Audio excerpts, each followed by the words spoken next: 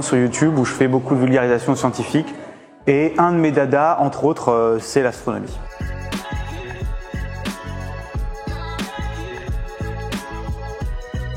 En quelques mots, on est petit et c'est grand.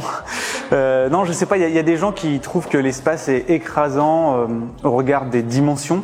D'ailleurs, je me rends compte qu'en fait, pour la plupart des gens, c'est très grand, mais en fait, c'est encore plus grand quand on prend le temps de se plonger dedans. C'est encore plus grand que tout ce qu'on arrive à se représenter. Moi, j'adore passer du temps à essayer de travailler ça, en fait, de rendre palpable l'immensité, l'immensité des distances qui nous séparent d'à peu près tout autour de nous, en partant d'un truc très concret, genre typiquement, je sais pas quelle distance on est, quel temps ça prendrait d'aller de Paris à New York, et puis aller projeter ça sur la Lune, et puis après au système solaire, au nuage de Oort, à Proxima du Centaure, et ainsi de suite.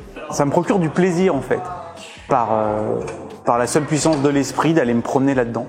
Donc j'ai un rapport assez chaleureux en fait à l'espace, bien que pour certains ça puisse être un peu anxiogène de penser à ces grandes étendues de vide. Moi je trouve qu'elles sont pleines de sens, du coup j'y trouve mon compte.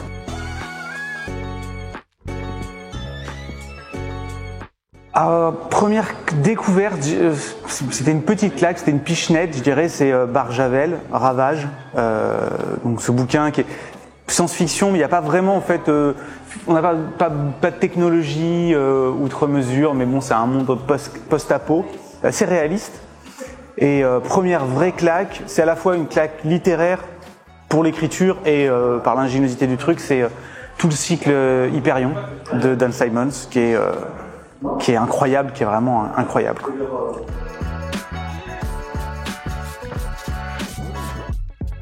Alors, est-ce que c'est de la science-fiction ? Je sais pas. En termes de jeux vidéo, j'avais adoré Inside, qui travaille un peu ces univers-là dystopiques, qui est un petit jeu, enfin pas vraiment indé, mais pas très grand public, qui est excessivement bien fait et narrativement parlant, c'est extrêmement fort. Niveau film, ce Contact est super. C'est vraiment de la bonne science-fiction qui raconte quelque chose, et on n'est pas dans Independence Day avec ces extraterrestres qui soit sont décérébrés, alors pas dans Independence Day, où on a le général américain qui veut nuquer tout le monde avec des bombes atomiques. Enfin, tout ça n'a aucun sens, vraiment aucun sens. Et j'ai de plus en plus de mal avec les trucs dont le scénar est écrit sur un coin de table, quoi. Et pour ça, Contact est vraiment très cool. Mais d'ailleurs, en fait, j'ai découvert par la suite que c'est tiré d'un bouquin, qui est un bouquin de nouvelles de Ted Chiang. Et chaque nouvelle du bouquin, franchement, c'est un pitch de film. C'est extrêmement créatif. Pas forcément très bien écrit, mais en fait, on s'y promène pas pour la prose, mais vraiment pour les idées, c'est trop cool.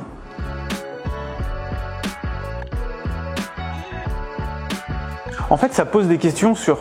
Ça parle souvent de ce que le monde peut devenir, et du coup, ça pose des questions sur nous aujourd'hui, à travers ça. Et c'est ça qui est intéressant. Contact, c'est un bouquin qui parle de la mémoire et du langage, en fait, au-delà des extraterrestres. Et je trouve que, en fait, pour en revenir sur le fait que je moquais certains films de science-fiction, c'est qu'en gros, des fois, les extraterrestres et l'espace sont prétexte à tout et n'importe quoi, alors que dans le champ contraint des plausibles, il y a déjà suffisamment de trucs absolument dingues à explorer pour pas avoir besoin d'être totalement non crédible.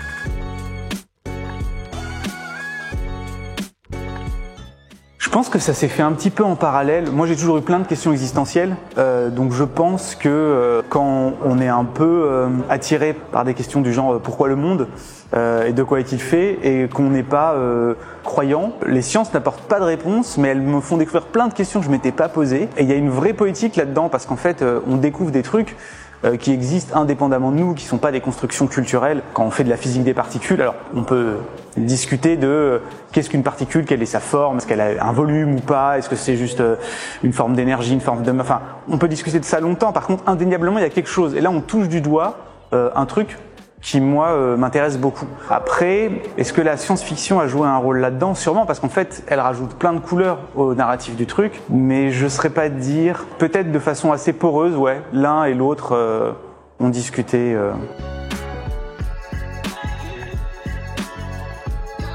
Me rendre compte que c'était possible, que ça existait comme métier. Moi, j'ai fait plein de petits boulots.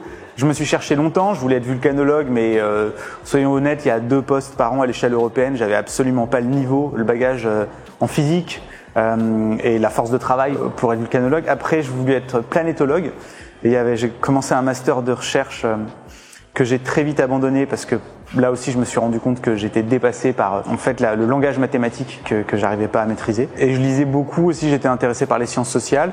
Et après avoir dévié par la restauration, qui m'a permis de me rendre compte que j'avais vraiment envie d'avoir un autre boulot que serveur, bien que ce soit un métier absolument respectable, c'était pas fait pour moi. Et là du coup, je me suis rendu compte qu'il y avait des masters de médiation scientifique qui préparaient à ça. Alors c'est très large, parce que il y a des gens qui bossent dans la com, ça peut être la com institutionnelle, ça peut être des trucs plus associatifs comme les petits débrouillards ou des choses comme ça. Et voilà. Et puis en plus j'étais un peu touche à tout.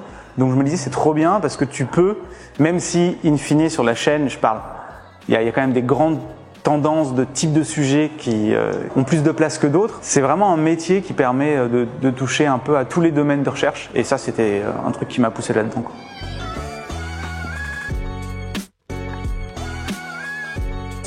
Non, j'attends pas que ce soit compréhensible par tout le monde. Déjà ça peut pas l'être. Il y a beaucoup trop de types de public, donc de fait à un moment quand on écrit d'une certaine manière, on écrit pour un certain type de public. Moi sur ma chaîne je fais beaucoup d'astro, donc il y a plein de concepts que j'ai déjà expliqués. Donc j'essaye de me dire que la vidéo faut qu'elle soit accessible sans prérequis. Mais en fait si on met strictement aucun prérequis, la vidéo soit elle est 4 fois plus longue, soit dès qu'en fait il y a un mot nouveau, alors nouveau pour qui on sait pas. Du coup l'audience, est-ce que tu parles de géante rouge, un type d'étoile, quelqu'un qui arrive sur cette vidéo qui a jamais vu de vidéo sur la formation des étoiles, il sait pas trop ce que c'est. Donc tu prends le risque de le perdre un peu. Donc je me dis ok là je vais me paraphraser une fois ou deux ou vite fait l'expliquer. Mais si tu commences à rentrer dans l'explication de ce truc, tu te retrouves avec un objet beaucoup trop grand. Donc des fois je me dis c'est pas grave, tu perds une partie de l'audience où il y a forcément des trucs qui t'échappent. La réalité elle est très complexe et à un moment vouloir tout rendre accessible pour moi c'est perdre une partie du truc. C'est pour ça que je suis très réticent des fois sur les formats courts. Parce que je trouve que faire de la vulga sur des formats courts, au-delà de simplement faire un tout petit concept ou du fun fact, c'est pas possible quoi.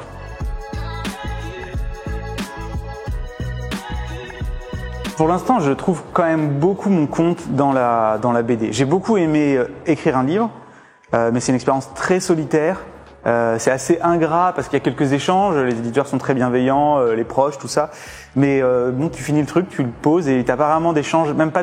Je m'attendais à avoir des commentaires, tu sais, sous les pages, comme dans les vidéos YouTube, personne ne laisse ce genre de truc. Et j'ai trouvé ça très chouette comme expérience, mais il y avait pas ce côté. Et puis t'as pas l'image. Alors la vidéo peut être très frustrante aussi parce que on est excessivement limité par ce qu'on peut montrer. Des fois pour des questions de budget ou des fois parce qu'en fait ça n'existe même pas comme image quoi. Typiquement, t'as certains trucs, tu veux faire de la socio, à un moment, soit si tu fais pas du motion graphique et tout, tu fais que du fast cam. Pour expliquer ça, là, je suis en train de faire des épisodes sur les paysages du passé, où je parle de la dernière glaciation. En fait, c'est des paysages qui n'existent plus sur Terre, ou très peu. Donc ça devient compliqué. Et moi, ce que j'ai envie, c'est que les gens y voyagent. Donc en fait, quand j'enregistre en fast cam, mais en fait, le fast cam qui reste, c'est juste parce que c'est des trous que j'arrive pas à illustrer. Parce que sinon, je vais pas mettre un écran noir. Mais j'aimerais, tu vois, n'avoir qu'une voix off et qu'on puisse se promener dans ces paysages pendant des heures et des heures. Et ça, c'est les formats que je préfère.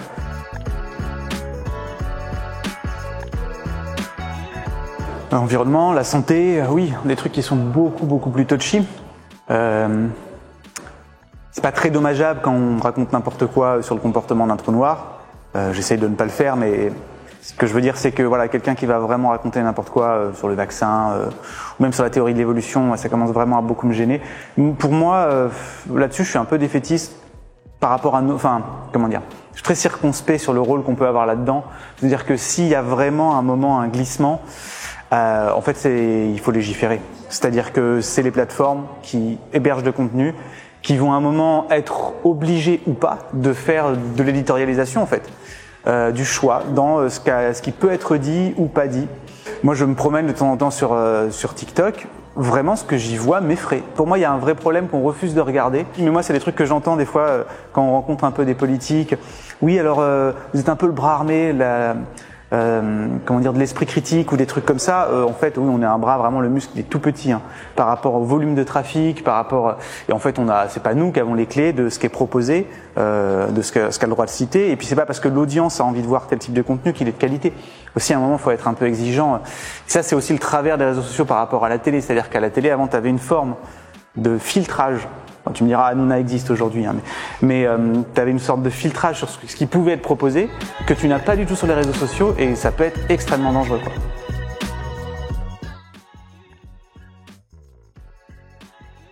Ça dépend du niveau de connaissance, ça dépend des sujets. Basiquement, aujourd'hui, je trouve quand même que Wikipédia, c'est un outil magnifique. Il l'était pas trop il y a 10-15 ans, mais aujourd'hui, il y a quand même des articles. Ceux qui ont l'étoile jaune ou l'étoile argentée, là, qui sont validés et bloqués par la communauté, t'en as qui sont extrêmement bien construits. Pas forcément dans les sciences dures pour le coup, où très vite on arrive dans des concepts qui méritent, après c'est de l'hypertexte, donc on peut se perdre pendant des heures, mais il y a quand même des trucs, je vois en océanographie, il y a des trucs qui sont super bien faits, qui sont très bien structurés, et c'est des belles portes d'entrée. Après les ouvrages, là pour le coup, en général un bouquin du Vulga, moi quand il y a vraiment un domaine que je maîtrise pas et dans lequel j'ai envie de me plonger, j'achète un livre en début. Parce qu'en général, si quelqu'un a édité, c'est bien qu'il a fait preuve d'un certain talent. Et là, il y a eu un travail d'éditorialisation d'une maison d'édition et qui sont allés le chercher pour ça, parce qu'il écrit bien, parce qu'il arrive à faire passer sa passion, quoi.